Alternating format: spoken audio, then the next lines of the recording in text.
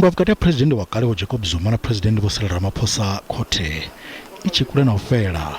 Vho-Zuma vha khou humbula u ita khumbelo ya khathululo kha tsheo nga vhahaṱuli khothe khulwane ya Johannesburg ine ya khou thivhela uri Presidennde Vho Ramaphosa vha sa sengiswe lwa phuraivethe. Our instructions that we have are to appeal the order that was given on Monday, the full bench order.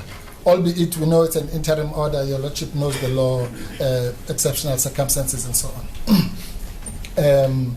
We have not yet decided which court to approach.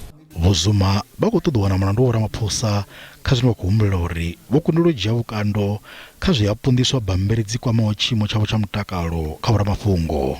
Without this sitting, the charge would be dismissed. And that situation is more serious, my Lord, as you know, than what would happen in the civil courts, where the matter may be struck off the roll, then you can re-enroll it. Here the wording is very clear, it will be dismissed and you can't bring it back. Zwa u thetsheleswa fhungo la u sengisa Vho-Ramaphosa nga vhatshutshisi vha phuraivethe khothe zwo fhiriselwa phanḓa ya kha ḽa 26 ḽa Shundunthule ṋaṅwaha.